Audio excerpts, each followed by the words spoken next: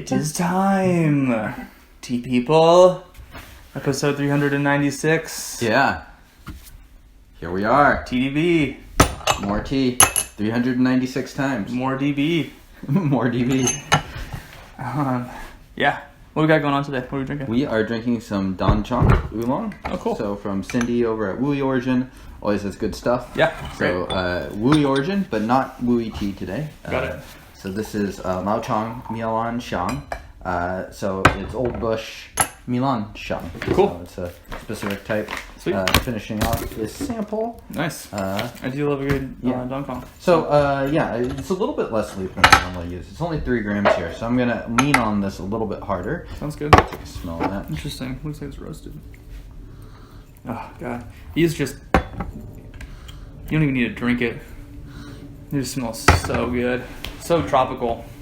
Yeah. So fruity. I feel like this one in particular, Milan Xiang, tends to have that really tropical fruit type smell. Yep. Neither of us, I think, are the most frequent Dancong drinkers, but you know, I do enjoy a good one, and most of what I've had is actually from her over at WuyiOrigin's. So.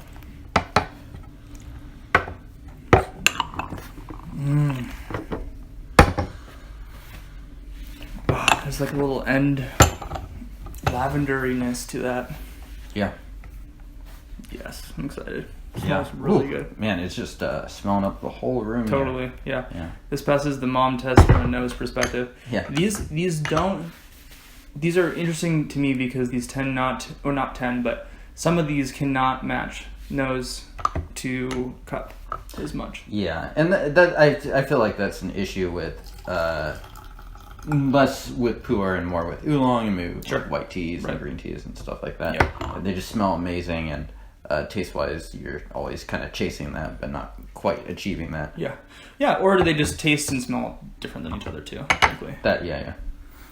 Just look into there and see. So yeah, some variety, some greener and some more oxidized leaves. Oh god, there's just, I want cookies to be made out of this.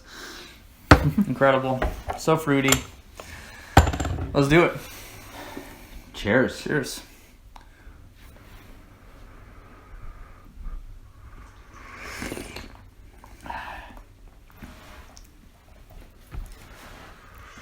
Light starting out, of course, but yeah. I'd say actually the flavors are pretty similar to the nose. Maybe a little less intense. Yeah, but we're just getting started, so yeah, I agree.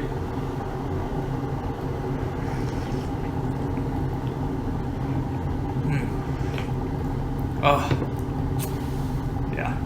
yeah. Easy drinking. Oh yeah.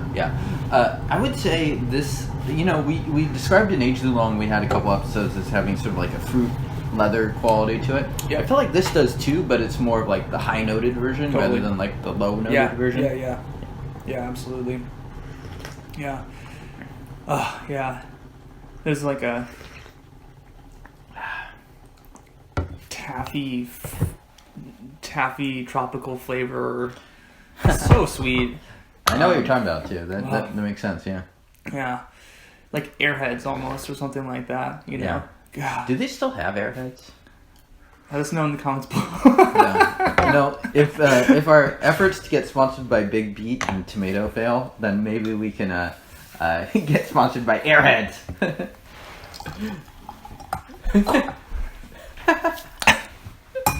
Little bit of product placement there for y'all. Yep.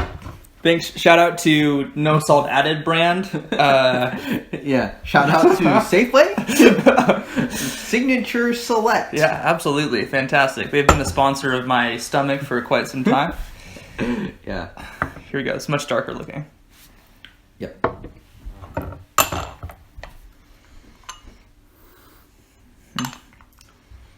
Sort of tea that's worth taking a sniff of after each steep.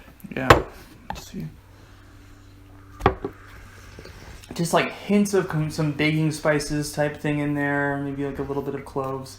That sort of herbal, maybe a slightly lavender thing going on. I'm not tasting as much in the cup, although we're early on here.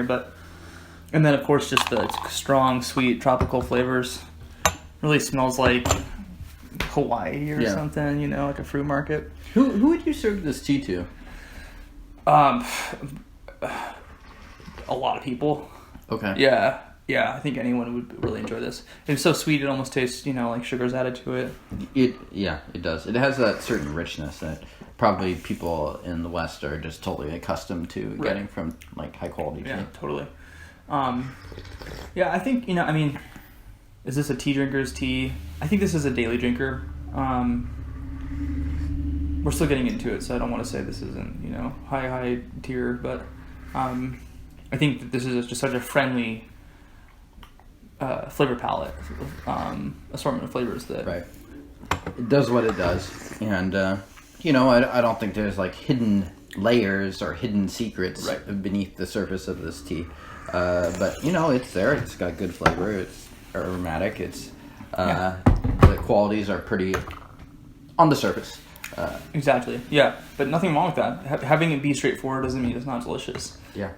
Not something that you need to sit there and study necessarily, but again, tasty, really tasty. Really enjoy sessioning these kind of teas or having them in the afternoon.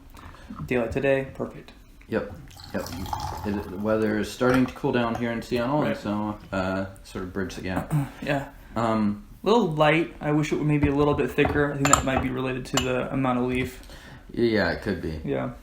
I've definitely had some Dancongs that I've overbrewed, so it's always a little bit of a challenging brew for me because I really don't want to go that way. Totally. But you also don't want it to be full. And one of the more challenging teas, I think, for me too, because I do overbrew it sometimes, and it can be a little bit astringent. Yeah, you wouldn't think it'd be that hard compared to like Taiwanese oolongs or Yancha, but I don't know. For whatever reason, I've had the hardest time with it. It's incredible just sitting here talking. Great residual fruity sweetness, really pleasant, no astringency, no bitterness. Tasting a bit of the green flavors, just slightly. Yeah. Maybe a bit of a grassiness to it, but really nice. So compared to Wuyi's, you'd say these are definitely like a little grassier on the greener side of things, a little less minerally. Yes. Yeah. Yeah. And much just to your point earlier, high notes, just tons and tons of high notes. Not a lot of body, not a lot of deeper earthiness, minerals, any of that stuff. Lots of sweet, fresh notes. Kind of a light brew, and that's kind of a nice thing in some ways. You don't necessarily need that heaviness. Especially we just ate a pretty heavy meal, so coming down on this I think is not bad. Yeah, absolutely. Yeah, really enjoy this. Just a great... easy to drink tea, great as a tea to introduce someone to, although tough to recommend because it's easier to kind of unfortunately overbrew it. These just end up being more finicky. I mean, I actually think that the amount of leaf that we're using here is kind of perfect. I just wish it were a little bit more viscous, but... Yeah, and it's hard to say because kneading too hard and maybe it'll get nasty.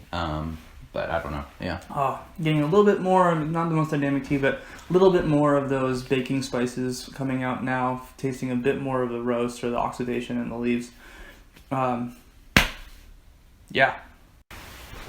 Okay, so can people pick this up at WuyiOrigin's or? I believe so. I mean, they certainly have a wide range of Dancongs as well as WuyiOolongs. I think both of those categories we should heartily recommend from them. Yeah. So this is the Laocong Xiang. I've had their normal Xiang too, and it's pretty good as well. Sweet. So yeah, check them out. Totally. It sounds interesting. Give them an order.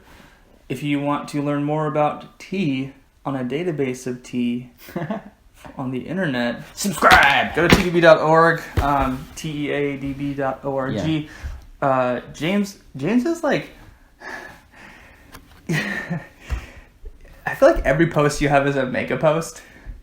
They're so long. They're so exhaustive. Anyway, if you want to see like photos, embedded videos, tables, price comparisons. Yeah. James is... I don't do none of it. James, just to be clear, James is the guru. It's been a while since I did any of it. They're becoming like the Denny in between episodes. They're a little bit MIA. Shot me in the heart! No! Yeah, but go to TeaDB.org if you want some written content. Subscribe if you want. Like the video if you want. Send this to your mom or cat if you want. And we'll see you guys next time. Cheers!